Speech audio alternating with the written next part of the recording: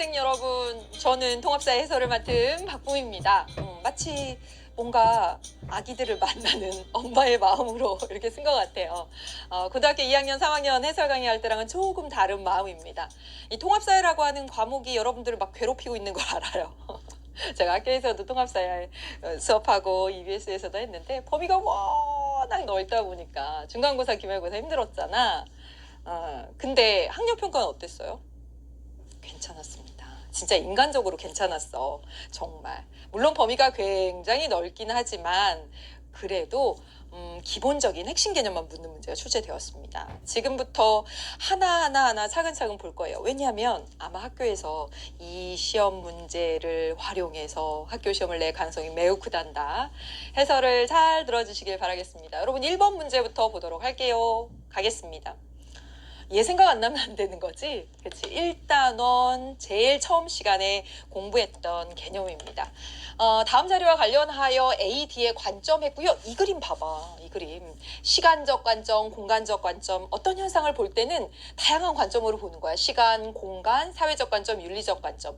그러나 통합적 관점이 필요하다. 이렇게 결론을 내렸었습니다. 마치 시간적 관점은 뭐야?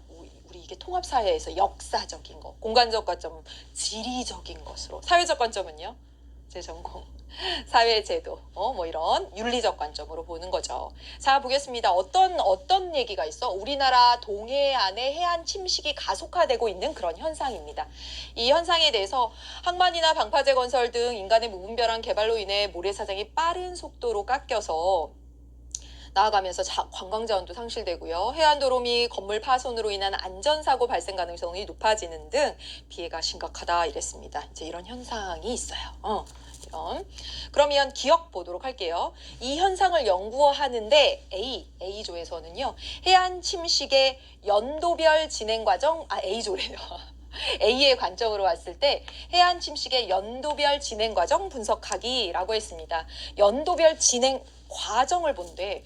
과거에는 어땠는데 지금까지 어떤 변화 과정을 거쳐왔는지 과거에서 현재까지 쭉 이루어지는 과정을 보고 있어요. 그게 바로 뭐야? 그게 바로 시간적 관점인 거잖아. 따라서 어때요? 맞습니다. 두 번째 보도록 하겠습니다. 해안의 무분별한 개발을 막기 위해서 이거 바람직한 태도, 뭔가 가치를 추구하고 있습니다. 그럼 뭐가 되는 거예요? 그렇죠. 윤리적 관점입니다. 틀린 거지? 고를 수 있죠. 그 다음에 해안 침식으로 인해서 피해 복구를 지원하는 정책, 사회, 제도 이런 겁니다. 뭐겠어요? 그렇지. 뭐냐면 사회적 관점입니다. 이거 왜 X했어? 사회적 관점입니다. 따라서 맞다. 그 다음에 마지막 보도록 하겠습니다. 해안 침식이 심각한 지역의 분포예요. 지역의 분포는 어떤 차원에서 보고 있는 거야? 그렇죠. 공간적 관점 차원에서 보고 있는 거죠. 지역, 공간, 분포 이런 거 보고 있는 거니까. 따라서 정답은 기억, 디귿 해서 여러분 2번 이렇게 고르시면 되겠습니다. 진짜 빠짐없이 시험에 출제되는 거였지. 두 번째 가겠습니다. 두 번째. 기본권 했고요. 4단원인가? 그쵸? 네. 인권과 법 파트입니다. 네. 그래서 이 파트가 재밌었으면 2학년 가서 정치와 법 이렇게 선택하면 되겠지. 기본권 파트가 되는 것이고요. 기본권의 유형 크게 5가지 있었습니다. 뭐죠? 자유권, 평등권, 참정권, 사회권, 청구권. 너무나 잘 시험 문제로 출제되었습니다. 기억을 하고 있느냐 아니냐의 문제인 거야. 1학기 때 배웠을 가능성이 크니까 보겠습니다. 갑은 범죄 행위로 유죄를 선고받고 집행유예 중이라는 이유로 자신의 선거권을 제한하는 어떤 법이 이거 보겠습니다. 이거의 설명이야. 국가의 정치 과정에 국민이 참여할 수 있는 권리. 여러분 그걸 뭐라고 해요? 국가의 정치 과정에 참여할 수 있는 권리. 그렇지. A. 참정권. 되고요. 침해하는 것은 물론 일반 국민과 집행유예 중인 자를 일반 국민과 아직 유죄 선고를 받고 집행유예 중이라고 하는 이유로 아직이 아니라 이유로 일반 국민과 집행유예 중인 국민을 뭐 하고 있다라고 얘기하고 있는 거야? 차별. 그러면 무엇을 침해하는 것이죠? 그렇죠. 평등권이지. 문제를 풀어보도록 하겠습니다. 1번. A의 예로 참정권의 예, 참정권에 속하는 예 뭐 있었죠? 그렇죠. 선거권. 그리고요. 공무단인권. 그렇죠. 국민투표권 이렇게 있었습니다. 자, 공무단인권이 뭐였어요? 공적인 업무를 담당할 수 있는 권리. 그래서 대표적으로 참정권에 속하는 것이었죠. 정답은 1번 이렇게 골라주면 되겠습니다. 여기 왜 틀렸는지 한번 볼게요. A 보도록 하겠습니다. 참정권은 법률로서도 제한할 수 없는 권리이다? 아니죠. 우리나라 기본권 가운데에서는 기본권은요, 법률로서 국가안전보장, 질서유지, 공공복리를 위해서 법률로서 제한할 수 있습니다. 틀린 것이고요. B 보겠습니다. 평등권은 다른 기본권 침해 시 구제받기 위한, 자, 이거 너무 많이 나왔죠. 수단적 권리. 어떤 게? 그렇지, 이건 청구권의 특징인 거야. 그리고요. A는 B와 달리 모든 사회생활 영역에서 차별받지 않을 권리이다. 이건 평등권을 설명해 주고 있는 겁니다. 아니죠? 그 다음에 B는 A와 달리 적극적 성격을 가졌다라고 했는데 여러분 적극적 성격을 가진 기본권에는 이거지. 우리 정치 과정에 참여하겠어. 적극적이고 능동적인 권리이다라고 하는 것이 참정권의 성격입니다. 따라서 뭐지? A는 적극적 성격의 권리이다라고 말해야 맞습니다. 정답은 여러분 1번 골라주시면 됩니다. 다음 문제 보도록 하겠습니다. 예. 얘가 아마 3단원에 해당되는 산업화와 도시화 관련된 것입니다. 지리 파트에 해당이 되는데 정말 어려운 문제는 아니었습니다. 지금 여러분 지역상으로 한번 보세요. 지도를 보는 것이 매우 중요하고 가 지역은 어디에 해당이 돼요? 유럽의 어떤 지역에 해당이 됩니다. 그렇죠? 나 지역은 어디에 해당돼요? 아프리카 대륙의 어떤 한 지역에 해당이 됩니다. 우리가 짐작하다시피 유럽의 어떤 한 지역은 도시화율이 매우 높습니다. 거의 80%에 달하고 있어요. 그래서 가 지역은 도시화율이 굉장히 높고요. 그 다음에 나 지역은 아프리카의 어떤 한 지역입니다. 그래서 보면 도시화율이 굉장히 낮았다가 물론 최근의 속도는 가파르게 도시화되고 있지만 아직도 40%에 미치지 못하는 도시화율이 낮은 상태를 보여주고 있습니다. 어렵지 않아요. 해보겠습니다. 1번 가 여기 있어요. 2020년에 지금 여기까지 왔습니다. 도시화율이 80%에 육박하고 있습니다. 도시 인구가 촌락 인구보다 적다. 말도 안 되는 거지. 도시화율이란 도시에 사는 인구 비율이 높아지는 거야. 틀렸습니다. 두 번째, 나는 촌락 인구 비율이 지속적으로 증가하였다. 여러분 나에서 한번 보도록 하겠습니다. 도시화율이 점점 저기보다 이렇게 더 급한 이렇게 것을 보여주고 있습니다. 속도를 보여주고 있어요. 따라서 촌락 인구가 지속적으로 증가하는 것이 아니라 도시로의 인구 유입이 더 증가하고 있는 거지. 틀렸습니다. 그 다음에 가는 나보다 3차 산업 종사자의 비중이 당연히 크겠지. 왜? 도시화율이 높잖아. 도시화율이 높을수록 2, 3차 산업의 비중이 높습니다. 따라서 정답은 몇 번? 3번 하시면 되겠습니다. 4번 나는 가보다 산업화 시작 시기가 빠르다. 산업화하고 도시화가 함께 가지. 그치? 여기 왜 도시화율이 높겠어? 여기 유럽 지역이잖아요. 여기서 산업혁명 시작되고 그래서 여기서 산업화 도시화 여기서 먼저 시작된 거지. 그래서 틀렸습니다. 나는 가보다 2000년대 이후에 도시화 진행 속도가 어때요? 2000년대 이후를 보겠습니다. 여기 2000년대 이후에 속도를 보겠어요. 여기는 완만하고 여기는 급합니다. 따라서 나는 가보다 느리다 이렇게 보기 어렵죠. 정답은 3번 하면 되겠습니다. 4번 굉장히 쉬운 문제입니다. 6단원 그렇죠? 뭐죠? 불평등과 관련된 정의와 불평등 파트에서 나왔습니다. 윤리와 사회문화 파트지. 우리 사회 장애인하고 나왔고요. 취업에서 차별을 겪는 경우가 많습니다. 이러한 차별을 개선하기 위해서 정부는요. 장애인 의무 고용 제도라고 하는 것을 두고 있어. 그래서 중앙정부와 지방자치단체 등에서는 3.4% 일정 규모 이상의 일반 사업장에서는 3.1%로 정하고 있고요. 이를 지키지 않으면 부담금 부과하고 있습니다. 지속적인 정부의 정책 시행으로 인해서 이 장애인은 우리 사회의 사회적 약자, 사회적 소수자입니다. 그래서 보호하는 정책을 쓰고 있는 것이죠. 그래서 장애인의 고용 요건은 점차 개선되고 있다라고 되어 있습니다. 제일 마지막 줄에 주제처럼 이는 어떤 사회 문제가 있다면 사회적 소수자의 차별 문제 이런 문제가 있다면 정부의 정책 수립이 중요하다는 것을 보여준다. 제도적 차원, 그쵸? 이런 거 제도적 차원의 해결책을 얘기해 주고 있는 겁니다. 그거 고르시면 되는 거예요. 해보겠습니다. 1번 사회적 소수자를 우대해서 역차별이 뭐예요? 사회적 소수자를 우대하니까 그 반대쪽에서 나 차별받았어. 지금 그런 얘기 하고 있는 겁니까? 아니지. 그래서 틀렸습니다. 두 번째, 사회적 소수자가 겪는 차별을 개선하기 위해서 뭐 말하고 있어? 정부의 정책 수립, 장애인 의무 고용 제도. 이게 바로 뭐예요? 법과 제도의 도입이 필요하다. 이게 주제입니다. 따라서 정답은 2번 하면 되겠지. 3번 갑니다. 집단의 크기에 의해서 사회적 소수자가 결정되는 것이 아님을 인식해야 된다. 이건 맞는 말인데 위의 내용과는 관련이 없잖아. 우리 사회적 소수자라고 말할 때 그 소수는 집단의 크기가 작아서 소수자가 아니라고 했습니다. 미국 사회에서 흑인은요, 유대인이 더 작아. 그런데 흑인이 사회적 소수자야. 왜? 권력의 열세에 있기 때문에. 그래서 크기가 아니라 권력이 작을 때 소수자라고 한다라고 했습니다. 근데 그 얘기 나와 있는 거 아니니까. 그 다음에 사회적 소수자들은 자신들이 차별받는 집단에 속해 있다는 의식을 가져야 한다가 아니라 사회적 소수자들은 자기가 차별받고 있는 집단의 구성원이라는 걸 알아. 내가 이래서, 내가 흑인이라서 차별받는구나. 내가 이주 노동자로 해서 차별받는구나. 이걸 안다고. 근데 그 내용과 관련이 없습니다. 사회적 소수자가 겪는 인권 문제에 대한 사회 구성원들의 여기는 의식 개선이 아니라 제도 개선 얘기하고 있습니다. 정답 2번. 5번 보도록 할게요. 가겠습니다. 다음 자료는 2단원이죠. 그쵸? 2단원의 기후와 관련해서 나왔습니다. 기후 지역을 여행한 기록의 일부입니다. 학교에서 시험 문제 낼 때는 자세하게 내고 그럼 막 어렵기도 하고 암기해야 될 것도 많고 그랬었어요. 근데 그렇게 어렵지 않게 출제가 되었습니다. 여행 기간은 언제부터 언제까지라고 나와 있고요. 준비물은 물을 굉장히 많이 준비하고 있네요. 낙타, 양 이렇게 했습니다. 오아시스 마을을 빠져나오자 알 것 같네. 그렇죠? 넓은 모래벌판이 시작이 됐습니다. 한낮의 온도는 50도씨까지 올라갔고요. 모래 언덕들은 놀라울 정도로 빠르게 쌓여 60m까지.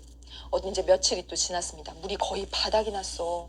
타는 듯한 갈증. 예, 그래서 우물을 파기 시작했고 막 나왔습니다. 여러분 어떤 기후지역이야? 이걸 모르진 않겠습니다. 그렇죠. 건조기후지역이야. 건조기후지역. 그러면 건조기후지역에 해당되는 거 찾아보면 되죠. 1번 강수량보다. 그렇죠. 증발량이 많으니까 건조한 거잖아. 정답이 1번입니다. 끝. 다른 데는 어떤 기후지역에 해당하는지 한번 찾아보도록 하겠습니다. 1년 내내 비가 많이 내립니다. 어디에서요? 여기는 건조기후지역이니까 그렇지 않죠. 열대우림 이런 데가 그렇죠. 틀렸고요. 넓은 침엽수림은 어디의 특징이죠? 냉대기후지역의 특징입니다. 그래서 이거 가옥구조에도 영향을 미쳤고요. 주민들이 수렵하고 술록 유목을 합니다. 어디에서 그래요? 아주 추운 한대기후지역에서 그랬죠. 여름에 고온 다습해서 벼농사가 온대기후지역이죠. 그쵸? 그래서 정답은 1번 이렇게 하시면 되겠습니다. 쉽게 찾을 수 있었어요.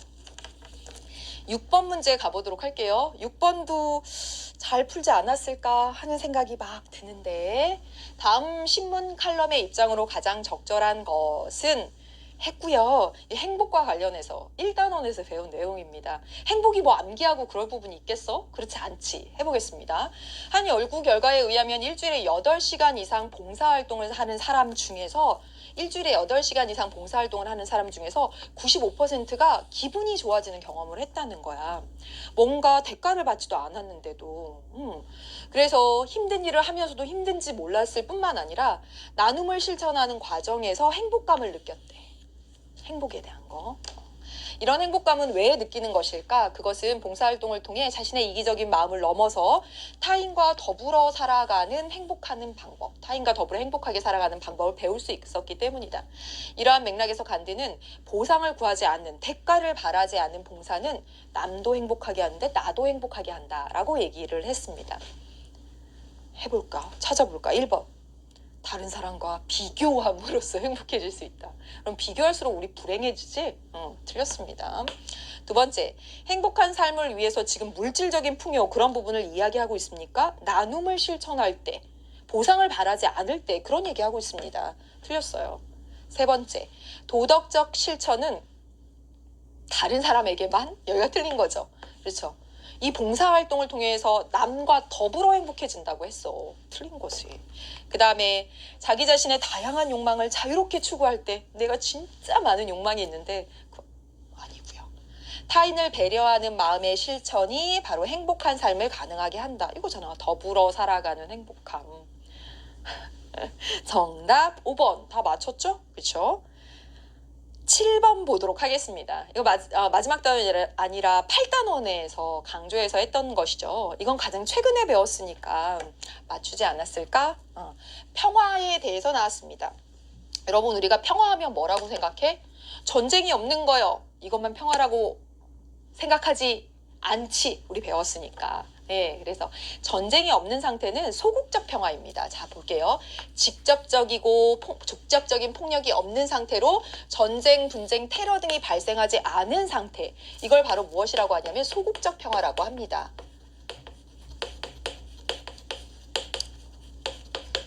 여러분 생각해 보세요. 전쟁, 테러 이런 건 없어. 이런 건 없는데 막 독재 정권이 감시해. 전쟁, 테러 이런 건 없어. 근데 독재 정권이 감시해.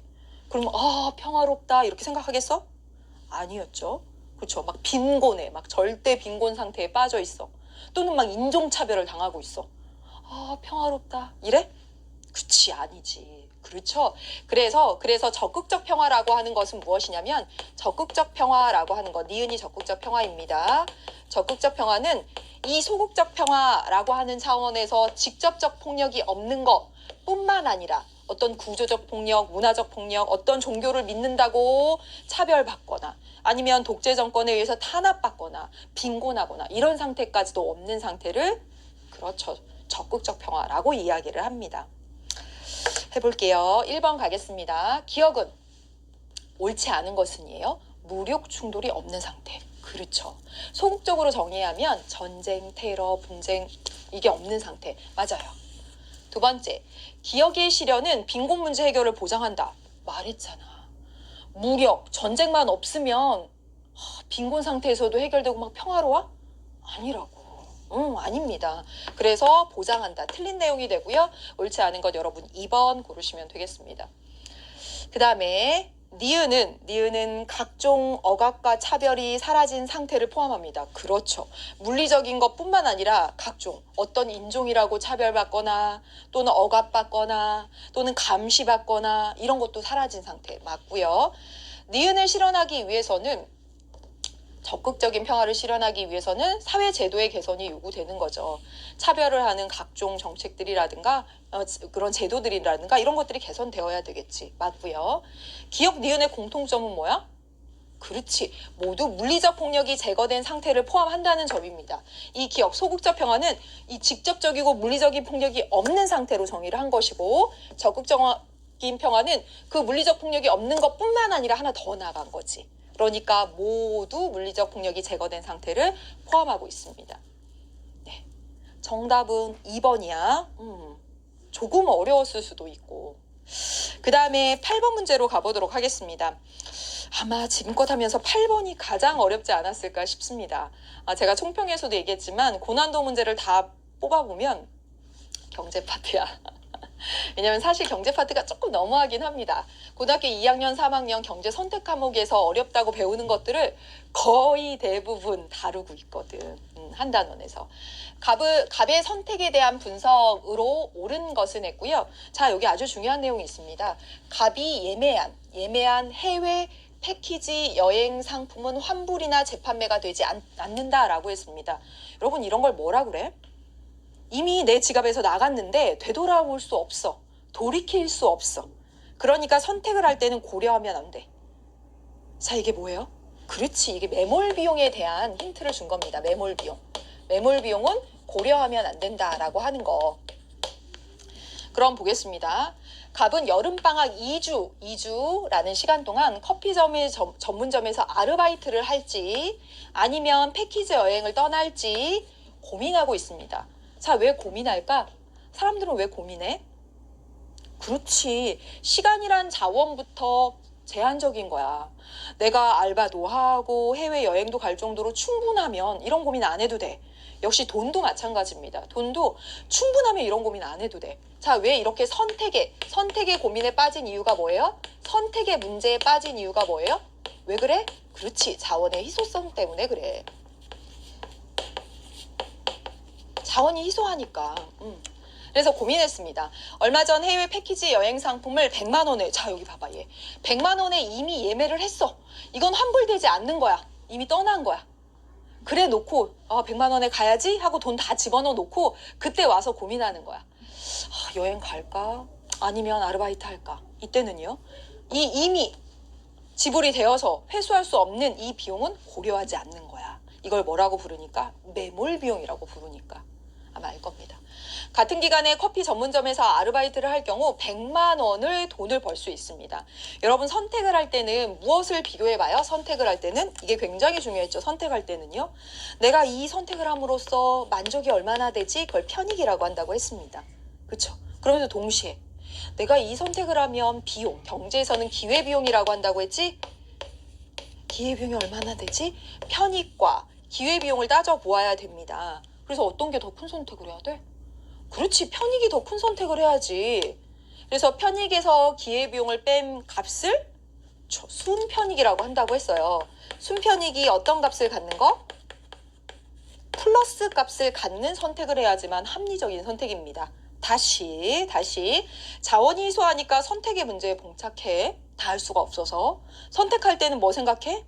내가 아르바이트 하면 어떤 만족이 있고 내가 해외여행 가면 어떤 만족이 있고 그런데 내가 해외여행 가면 어떤 비용이 들고 내가 아르바이트 하면 어떤 비용이 들고 이걸 감안해서 두 개를 비교해서 편익이 더 큰 선택을 해야 된다는 거예요. 네.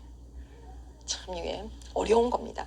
해보도록 하겠습니다. 1번 기억에서는 기억차 여기 봐봐. 희소성으로 인한 경제 문제가 발생하지 않는다. 틀렸지. 무엇을 선택할지 고민하고 있는 거야. 그게 바로 경제 문제거든. 정답은 쉽게 찾아졌어요. 2번. 니은은 매몰 비용이다. 그렇죠. 이미 예매했는데 환불되지 않아. 그러니까 얘는 합리적 선택을 할 때 고려하지 않아야 되는 거야. 그래서 정답은 2번 이렇게 하시면 돼요. 3번 보도록 하겠습니다. 커피 전문점에서 디귿은 뭐냐면 커피 전문점에서 아르바이트를 할 경우 발생하는 명시적 주머니에서 나가는 돈이야? 자, 이건 뭐야? 100만 원을 벌 수 있다. 나 커피 전문점에서 아르바이트 하면 100만 원 벌 수 있어. 그런 만족, 그런 기쁨이 있어. 그렇지. 이건 편익이지. 아르바이트를 할 경우에 편익입니다. 이렇게 해야 맞는 거지. 그쵸? 고등학교 2학년, 3학년 경제에서는 이 편익 그리고 기회비용에 지금 여기 나왔으니까 명시적 비용하고 암묵적 비용이라고 하는 게 있거든요. 이걸 다 계산하는데 고등학교 1학년 과정에서는 물론 여러분 학교 시험에서는 그렇게 어렵게까지 냈을 수도 있으나 이 정도 수준에서 봐두시면 됩니다. 이게 편익이라고 하는 건 알아야지. 그치? 틀렸고요. 그 다음에 보겠습니다. 해외로 패키지를 떠날 경우에 발생하는 암묵적 비용은 없다라고 했어요. 여러분 암묵적 비용 뭐지? 내가 패키지 여행을 떠남으로써 놓치는 거. 그게 바로 암묵적 비용이었지? 봐봐. 패키지 여행을 떠나면 뭘 놓쳐? 아르바이트에서 돈 벌었을 텐데. 이거 놓치잖아. 왜 없어? 암묵적 비용이 있지. 패키지 여행을 선택함으로써 놓치는 게 있습니다. 그 다음에 커피 전문점에서 아르바이트를 할 경우 얻는 편익은 기회비용보다 작다. 자, 여러분, 얘 뭐 하기로 했어? 더 읽어보도록 하겠습니다. 그래서 고민하다가 아르바이트를 할 경우 100만 원의 돈을 벌 수 있기 때문이다. 그래서 고민을 했어요. 그 100만 원 뭐 이미 나가버린 돈이고 이건 회수할 수 없는 돈이야. 그런데 아르바이트 하면 100만 원 벌 수 있어.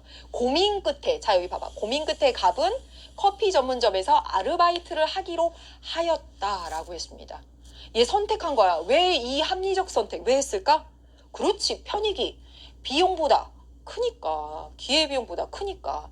따라서 아르바이트를 할 경우에 얘는 편익이 기회비용보다 크다고 생각한 거야.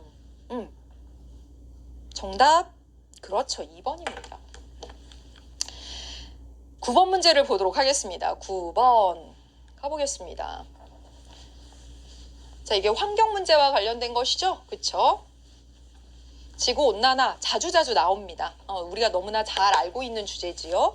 예. 이산화탄소 배출량이 증가하여 지구의 평균 기온이 상승하는 거. 이걸 뭐라고 말해요? 지구온난화입니다. 온난화. 우리나라 계절 시작일 및 계절 지속 기간이 변화할 것이다 라고 되어 있고요. 특히 우리나라 남부지방에 위치한 부산을 보니까 이러한 변화가 클 것으로 예측하고 있고요. 그렇게 되면 현재보다 2090년대가 되면 정말 이렇게 될까? 자, 봐봐. 지금 1920년대 봄, 여름, 가을, 겨울 이렇게 봄 이렇게 있었어요. 봄이 이렇게, 아니 겨울이 요만큼 있었는데 지구 온난화가 된 거예요. 지구 온난화. 그러면서 여러분 봄이 더 빨리 시작하죠. 여름이 길어집니다. 여름이 더 길어지고 여름이 빨리 시작하고 있죠. 그렇죠? 여름이 빨리 시작하고 봄도 빨리 시작하고 있습니다. 앞으로 당겨지고 있죠. 그리고 나중에 겨울이 없어지나 봐. 지구온난화 관련해서. 그러면 2090년대는 어떨 것이다. 이 표 보고 예측한 상황 한번 써보도록 하겠습니다. 1번, 여름 시작일이 늦어지고 있어요. 여름 시작일이 점점점 앞당겨지고 있잖아요. 그렇죠? 처음에 6월 초였는데 점점점 이제 4월, 아니구나, 5월 초구나. 이렇게 앞당겨지고 있잖아요. 그래서 앞당겨진다라고 해야 되겠지. 그치? 두 번째, 겨울의 지속기간이 길어질 것이라고 했는데 그래요? 아니지. 겨울이 점점점 짧아지고 있습니다. 여기 월 보세요. 그렇죠? 틀렸습니다. 열대야 발생 횟수는 어때요? 저 무더위, 밤의 무더위, 지구온난화와 평균 기온이 상승해서 당연히 맞죠. 정답은 3번 하시면 되겠습니다. 서리가 내리는 날이 많아지겠어요? 서리가 내리는 건 겨울이 온다는 것이고 겨울이잖아요. 틀렸어요. 해안 저지대의 침수 가능성은 어때?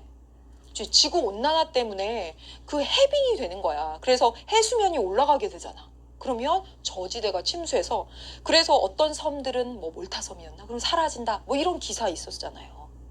그래서 침수 가능성이 높아집니다. 해수면이 상승하니까. 정답은 3번 하시면 되고요. 10번 보도록 하겠습니다. 10번.